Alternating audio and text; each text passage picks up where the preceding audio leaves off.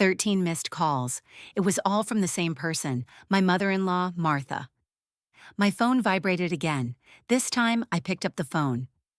Sorry? Martha's voice hissed through the speakerphone without a greeting. Where's the $3,000 grant this month? It's overdue. She didn't even ask about her son, who was seriously ill. She didn't care. All she cared about was money, and at that moment, as anger and disgust rose within me, I knew I had no choice. It's time to use our last resort. I took a deep breath, my voice as cold as ice. Her son has passed away, so there will be no more subsidies. Hi everyone, I'm Jenna, and this is the story of how a terrible lie became the only way to get rid of a toxic mother-in-law who treated her son more like an ATM than a human. To understand how we got to this end, you need to know about the man I fell in love with. I'm 32 years old, trying to balance my busy job at a large financial company and my family life. I met my husband Mark 2 years ago, and it was one of the best things that ever happened to me. We met through a common interest group, and I was immediately attracted to his kind nature and warm smile. He has a tenderness that makes you feel safe and valued. We fell in love very quickly. After a year of dating, we got engaged, both convinced that we had found a true partner. Our lives are peaceful. There are no big quarrels, only mutual understanding and support. Everything is perfect until a problem appears. One problem is called Martha. Mark's father passed away a few years ago, leaving Martha as his only relative. The drama began on the first time I visited her before our wedding. Nice to meet you, I smiled, trying to make the best impression. Martha looked at me from head to toe, her lips pursed into a thin line. So this is the person Mark chose. There was no warmth in her voice. I look quite simple. I wonder what Mark sees in you. I was stunned. I didn't know if she was joking or serious. Hearing those words from the mother of a loved one is like being thrown in the face by a bucket of cold water. Mark, seeing that I was suffering, frowned at his mother. Mom, why did my mother say such harsh words? Can you say such things about the person you chose? I'm just trying to pick the right woman for you, Mark. Choose? You are the one who chose her. I don't have the right to interfere. Don't talk so coldly. I'm just telling the truth because I care about you. If you really care about me, I'll support you. Why can't you understand such a simple thing? The quarrel broke out right in front of my eyes, making the air heavy. It was the first time we met, and I didn't know what to do but sit still. Finally, we announced our intention to get married, although the atmosphere was still very awkward. As we were about to leave, Martha called Mark back. Mark, you'll keep that promise after you get married, won't you? What promise? I know, about the allowance. Ah, yes, I'll definitely take care of that. Let's not discuss it here, shall we? The tension between them is obvious. On the way back, I asked Mark about that conversation. He sighed. I should have told you sooner, Jenna. Since my father died, I have been sending money to my mother every month. How much? I asked. $2,000. What? $2,000 a month? I couldn't help but raise my voice. He explained slowly, his expression full of embarrassment. Your mother has a debt. She had lost a lot of money at the casino a long time ago and was still paying off her debts. Her health has not been good lately, so she mostly stays at home. She still needs money to live. But isn't $2,000 too much? If you try to reduce that amount, she'll keep calling you. Anyway, I'm still a mom. I'm worried about you when you live alone. I get it. Mark is very filial. That's one of the things I love about you. For him, Martha was the only family left. No matter what her personality was, she was still his mother. At that time, I only saw my husband as a kind person. I didn't realize that that kindness was being used ruthlessly. 2 months after the wedding, I got a call from Martha during my lunch break. Jenna, it's been a long time. Can we talk for a while? Her voice was strangely cheerful. Yes, what's wrong?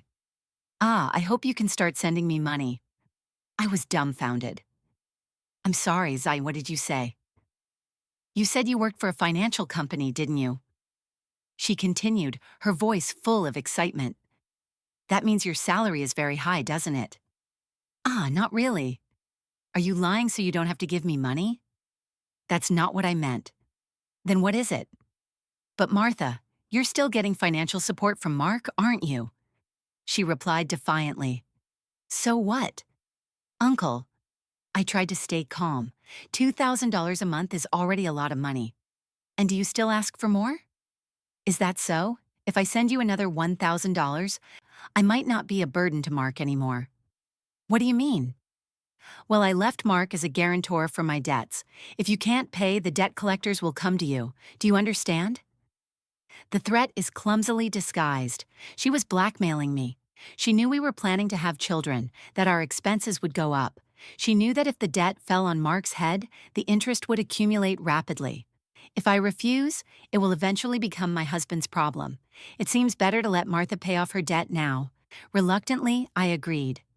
Okay, I'll start sending you money. Really? Oh my God, Jenna, I know you'll agree. The total for Mark's share will be $3,000, but that means you can pay off the debt, doesn't it? Yes, of course. You'll be able to pay it off in about a year. Do you promise? I'll make sure to pay off my debt. I see. So I'll be looking forward to it from this month. Martha hung up the phone abruptly. That night, I told my husband about it. He said I didn't have to, but I promised it, and it was a decision for our future. Mark expressed gratitude and understanding. His expression always had a sad expression. Time passes. 2 years have passed. The financial support that we thought would last only a year is still ongoing. Each month, $3,000 is still transferred to Martha. Then our lives were turned upside down. About 2 months ago, Mark got sick. He can't go to work. He was on sick leave receiving disability benefits, but that was a lot less than his previous salary. Last month, I tried to transfer $3,000 to Martha from my savings, but if this situation continues, it will be very difficult. The most shocking thing? Martha never visited her son. Although I informed her of his hospitalization, she never showed up. She only contacted to ask, "Do you still send money?" Anger flared up in me. "Mark," I said one evening, "it's wrong that Martha only cares about money despite her condition. We need to seriously consider what to do." "I thought so too," he said, his face emaciated with tiredness. "I don't want to put any more burden on you, Jenna. This month, she's also been calling and texting to ask if we've sent money. How can she only focus on money when her son is sick?" Mark's frustration with his mother was palpable. Then, with a sudden thought, his eyes lit up. I figured it out." He gave a sly smile. "What's that, Mark?" "This is our last resort. He came up with something unique." The plan that Mark proposed was far beyond my imagination. It may be considered inappropriate, but it seems to be the only way Martha understands. A few weeks later, Mark was discharged from the hospital. Since Martha did not respond to any of our messages, we did not inform her of Mark's discharge, and that's where we go back to the beginning of this story. 13 missed calls. Martha was screaming over the phone for $3,000. "Listen, where is this month's money?" "I'm sorry, but I don't care if it's in the hospital or not. It's not my business. You're working in a good place, aren't you? She definitely has a lot of money saved. Hurry up and move it here." Finally, she said something unbelievable. "Listen, since you're married to Mark, if it doesn't pay off, you have to pay me. Got it? If you refuse, I will make you a guarantor. Is it clear?" At that moment, something inside me broke. She had reached my limit. I had no other choice. "Mark is dead," I declare firmly. "I can't send you any more money." Silent. Then there was a confused "what?" This is the final step in Mark's plan, to lie to Martha about his death in order to observe her reaction. If she shows even the slightest hint of sadness, remorse for her behavior, and apologies, we will continue to support her financially. But if she doesn't regret it and still asks for money, we will cut off relations completely. In my heart, I believe that even someone like Martha would reflect deeply on her actions if she was told that her own son had died. But in the next moment, Martha burst out laughing, a shrill laugh. Joy. "What's so funny?"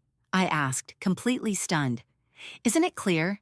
If Mark dies, it means that his inheritance will also be divided among me." I was speechless. I never thought that when she first heard that her son was sick, she would not learn about treatment, but about how to divide the inheritance. My anger had crossed the line. I was simply dumbfounded. Mark, who was listening to them all, felt the same way. When our eyes met, he nodded slowly. That is the signal to continue the plan. Again, I said firmly to Martha. Martha, did you hear me? Mark is dead. I heard, so what? Aren't you sad? Her biological son preceded her in death. You just need to make sure to send me some. I'm not going to let you get away with not doing it. With a click, the phone line is disconnected. I glanced at my husband. He was trembling, his face flushed with anger. Mark, are you okay? He looked me in the eye and said, You're going to cut ties with her. She might come here, ask for money. Let's wait until then.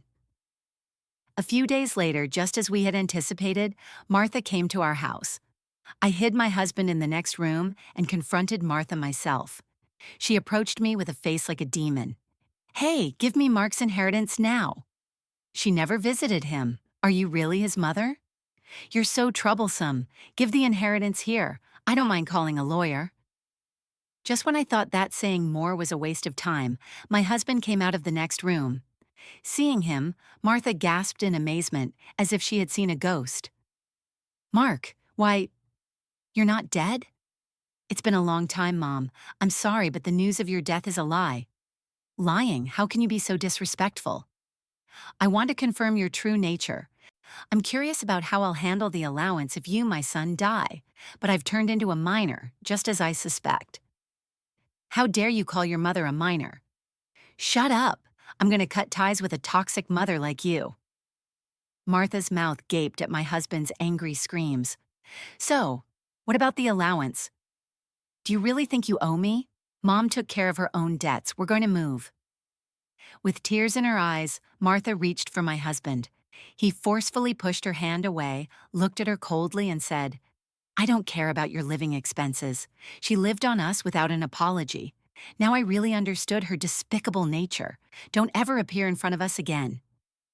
My husband grabbed Martha by the arm, led her to the front door, threw her shoes and bag outside, and saw her out of the house. We never spoke to her again. We blocked her number and completed the move. On the issue of co-signing the debts, it became null and void because Martha had let Mark be the co-signer without his consent, exempting him from liability. Without a stipend from us, Martha seems to be living a challenging life. She still faces a significant debt burden and is pursued by debt collectors on a daily basis. Unable to indulge in gambling anymore, she seemed to be working tirelessly from morning to night. This was entirely a consequence of her own actions. For our part, we are enjoying the full days in our new home. My husband's health has stabilized and he has returned to work. And sometime later, we discovered a new being growing in my belly. We are expecting one more family member next year.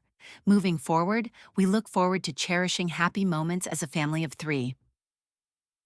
Thank you everyone for listening to my story. It has been a difficult journey, but it has taught us that sometimes you have to make harsh choices to protect your own peace and happiness. Now I want to hear from you. Have you ever faced a toxic family member who only cares about money? What would you do if you were in my situation? Is our plan too extreme? Let me know what you think in the comments below. And if you like this story, don't forget to hit the like button, subscribe to the channel, and turn on the notification bell so you don't miss the next stories.